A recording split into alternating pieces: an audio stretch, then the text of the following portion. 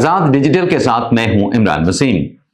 नाज़रीन, आज 11 दिसंबर है, बड़ा दिन है, तारीखी दिन है और इस ब्लॉग में दो बड़ी खबरें आपके साथ हम शेयर करेंगे। एक तो साबिक DGI जनरल फैज हमीद के खिलाफ जो मिलिट्री कोर्ट मार्शल प्रोसीडिंग का जो फैसला सामने आया है।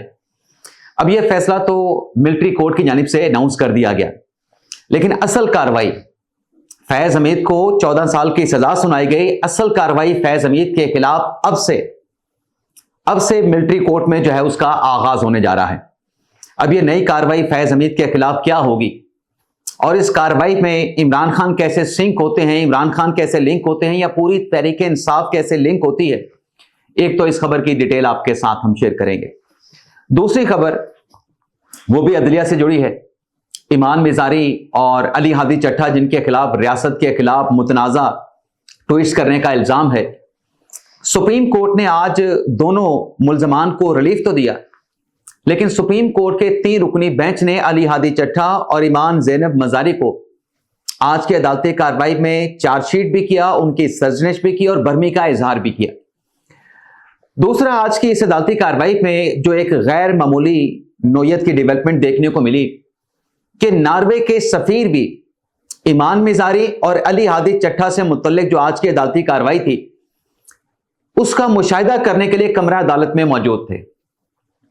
तो ये जो नॉर्वे की सफीर की कमरा अदालत में मौजूदगी है, ये बहुत सारे सवालात को जन्म देती है कि वो दो मुल्जमान जिन पर रियासत के खिलाफ बयानात देने का इल्जाम है, क्या नॉर्वे की हुकूमत, नॉर्वे के सफीर उन मुल्जमान को सपोर्ट करने के लिए आए थे?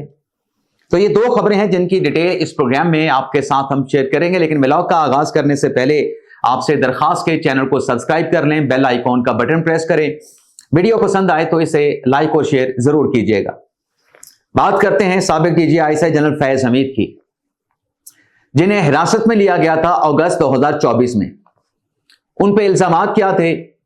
एक तो फैज हमीद के खिलाफ इंक्वायरी शुरू की गई अख्तियारात के और सरकारी वसाइल के नाजायज इस्तेमाल के, यानी टॉप सिटी का जो केस था। दूसरा इल्जाम उन पे था ऑफिशियल सीक्रेट एक्ट की खिलाफ वर्जी का, और तीसरा इल्जाम फैज हमीद पे था कि रिटायरमेंट के बाद उन्होंने सियासी सरगर्मियों में हिस्सा लिया जो कि वो कानून के मुताबिक नहीं ले सकते थे एक सर्टेन पीरियड के दौरान। तो आज ISPR की जानिब से जो इलामिया जारी किया गया है, उस इलामिया में यह कहा गया है कि जो 4 इल्जामात थे साबिक DGI जनरल फैज हमीद पे, वो तमाम के तमाम इल्जामात साबित हुए हैं और फैज हमीद के खिलाफ अगस्त 2024 से जो कार्रवाई का आगाज किया गया, 15 माह के अंदर वो कार्रवाई कंक्लूड हुई और फैज हमीद को फील्ड मार्शल प्रोसीडिंग में मिलिट्री कोर्ट की जानिब से 14 साल की कैद बामुशक्कत की सजा सुनाई गई। ISPR के इलामिये में यह बात वाज़ेह की गई कि फील्ड मार्शल आसिम मुनीर ने इस कोर्ट मार्शल प्रोसीडिंग में जो फेयर ट्रायल के तकाजे थे, जो फैज हमीद के लिए फेयर ट्रायल, उन मवाकों को, उस रिक्वायरमेंट को फील्ड मार्शल आसिम मुनीर साहब ने पूरा किया। फैज हमीद साहब को भरपूर मौका दिया गया अपने दिफा का, अपनी पसंद के वकील मियां इशफाक अली की खिदमात हासिल करने का भी उनको मौका दिया गया और वो खिदमात मियां इशफाक अली की फैज हमीद साहब ने हासिल की। और साथ में ISPR ने यह भी कहा कि मिलिट्री कोर्ट के इस फैसले के बाद जो फैज हमीद साहब हैं, अब मुतलका फोरम पे जो राइट ऑफ अपील है, राइट ऑफ अपील की रेमेडी को, राइट ऑफ अपील का जो हक है उसको एक्सरसाइज कर सकते हैं। लेकिन इस अलामिया के आखिर में जो 2 बातें लिखी गई कि साबिक DGI जनरल फैज हमीद के खिलाफ जो एक और मुकदमा है जिस पर उन पे इल्जाम है सियासी हंगामा आराई का, सियासी अदम इस्तेकाम पैदा करने का, इन इल्जामात से मुतल्लिक जो प्रोसीडिंग है, जो इल्जामात है, उन्हें अलग से निपटाया जाएगा। अब ये जो पैरा है जिसमें सियासी हंगामा आराई और सियासी अदम इस्तेकाम पैदा करने का फैज हमीद पे इल्जाम और कार्रवाई की बात की गई है कि अलग से इस केस का फैसला किया जाएगा, ये नाजरीन मुकदमा है 9 मई का। 9 मई को क्या हुआ था? हंगामा आराई की गई थी। एक ही वक्त में मुल्क भर में जो मिलिट्री इमलाक थे, जो तनसीबात थे, उनको टारगेट किया गया, वहां पे तोड़ फोड़ की गई, वहां पे जलाओ घिराव किया गया।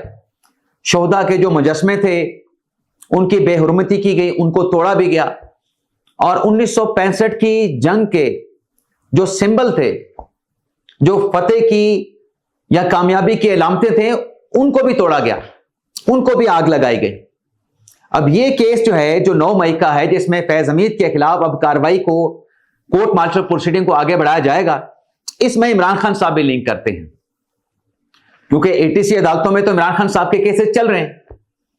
لیکن اب جو کارروائی شروع ہونے جا رہی ہے فیض حمید کے خلاف، وہ 9 مئی کی ہے، اور 9 مئی میں جو انکوائری، جو کورٹ مارشل پروسیڈنگ کی جائے گی، اس میں آگے چل کے اس بات کا غالب امکان نظر آتا ہے کہ عمران خان کو بھی اس کیس میں شامل کیا جائے گا، اس پروسیڈنگ میں عمران خان کو بھی جو ہے وہ بعد میں ان کی شمولیت ہو جائے گی۔ دوسرا، جو سپریم کورٹ میں آج ایمان زینب مزاری اور علی ہادی چٹھا کی جو درخواست تھی، اس کو ڈسپوز آف کر دیا گیا، ریلیف بھی دونوں ملزمان کو دیا گیا۔ الزام کیا ہے؟ الزام ہے ریاست کے خلاف متنازع بیانات دینے کا، متنازع سوشل میڈیا پہ پوسٹ کرنے کا، ٹویٹس کرنے کا۔ عدالت نے فیصلہ یہ کیا ہے کہ پہلے اسلام آباد ہائی کورٹ دونوں ملزمان کی اپیلوں پر فیصلہ کرے، اس کے بعد پھر ٹرائل کورٹ ٹرائل کر کے پروسیکیوشن شواہد دے گی، اور ان شواہد کی روشنی میں ٹرائل کورٹ اپنا فیصلہ سنائے۔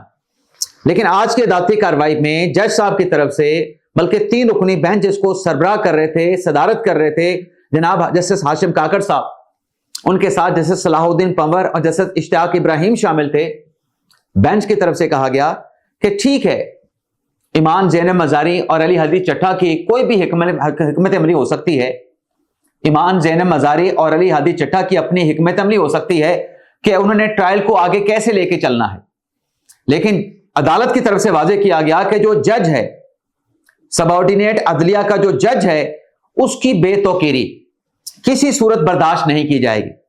آپ احتجاج کریں عدالت میں، آپ اپنا نقطہ جو ہے، اپنی وضاحت جو ہے، اپنا موقف جو ہے عدالت کے سامنے رکھیں، لیکن جج کی جو عزت ہے اس پہ کسی قسم کا کمپرومائز، جج کی جو انسلٹ ہے اس کو برداشت نہیں کرے گی یہ عدالت۔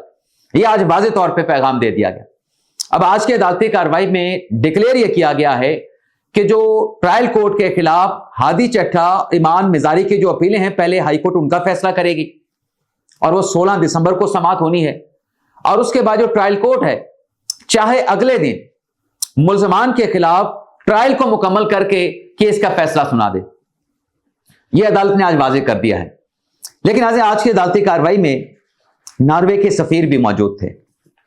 اب ناروے کی سفیر کی یہ جو موجودگی ہے، اس پر بہت سارے سوالات جنم لیتے ہیں۔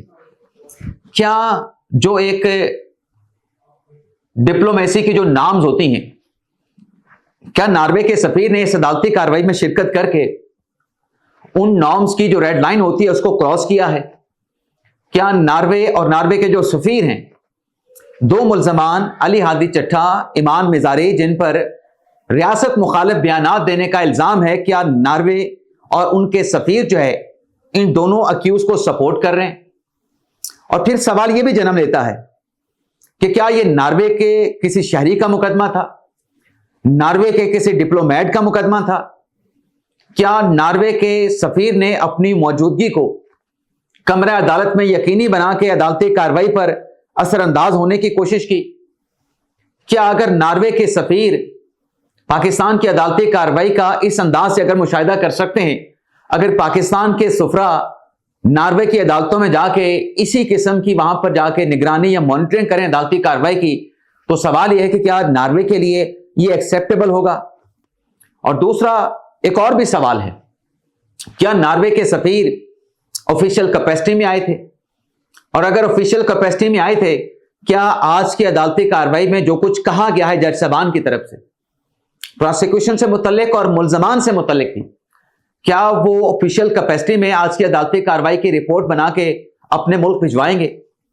اور اگر وہ ذاتی کیپیسٹی میں آئے ہیں تو پھر سوال یہ جنم لیتا ہے کہ کیا کسی ملک کا سفیر پرسنل کیپیسٹی میں جس ملک میں اسے سفیر مقرر کیا گیا ہے، وہ وہاں کی عدالتی کارروائی کو اس انداز سے وہاں پر جا کر مانیٹر کر سکتا ہے؟ کیا ناروے کے سفیر نے اس عدالتی کارروائی میں اپنی موجودگی یقینی بنا کے پاکستان کی जो अथॉरिटीज हैं, जो हुकाम हैं, उनको कोई पैगाम देने की कोशिश की है। अब इन सवालात के जो जवाब हैं, इन सवालात के जवाब नॉर्वे के सफीर दे सकते हैं या नॉर्वे दे सकता है। लेकिन एक चीज नाज़रीन जो सामने है, जो फैक्ट्स हैं, वो ये है कि नॉर्वे की एक एनजीओ है पेन के नाम से। उस एनजीओ ने महारंग बलोच को ओस्लो में मदऊ किया था और ओस्लो में महारंग बलोच ने वहां पे जबरी गुमशुदगियों की बात की थी, मुआशी इस्तेहसाल की बात की थी और महारंग बलोच की नॉर्वे से वापसी पे यहां पर रियासत मुखालिफ एक्टिविटीज पे उन्हें गिरफ्तार कर लिया गया था। अब ईमान मिजारी महारंग बलोच की वकील हैं। आज सुप्रीम कोर्ट में महारंग बलोच का मुकदमा लगता है और नॉर्वे के जो सफीर हैं इस अदालती कार्रवाई में मौजूद होते हैं। और जब महारंग बलोच ओस्लो नॉर्वे से पाकिस्तान वापस आती हैं और उनकी एमपीओ के तहत जो गिरफ्तारी होती है, नॉर्वे की एनजीओ पेन इंटरनेशनल ये कहती है कि ये महारंग बलोच की जुबान को बंद करने के लिए उनको गिरफ्तार किया गया है। और नॉर्वे की पेन एनजीओ महारंग बलोच के लिए नोबेल प्राइज की कैंपेन भी चलाती है। तो ये जो सारी चीजें सामने आ रही हैं कि नॉर्वे की एनजीओ महारंग बलोच को प्रमोट करना, वहां पे जाके पाकिस्तान मुखालिफ महारंग बलोच की जानिब से बयानात दिए जाना और फिर महारंग बलोच को रियासत मुखालिफ एक्टिविटीज पे पाकिस्तान में उनका गिरफ्तार होना, उस पर नॉर्वे के एनजीओ की तरफ से ये कहना कि ये उनकी जबान बंदिश के लिए उनको गिरफ्तार किया गया है। तो बहुत सारे सवालात जो है वो जन्म लेते हैं कि नॉर्वे के सफीर आखिर इस अदालती कार्रवाई में शिरकत करने के लिए क्यों आए और वो मुल्जमान जिन पर रियासत मुखालिफ बयानात देने का इल्जाम है। इजाजत चाहते हैं नाज़रीन। पाकिस्तान जिंदाबाद।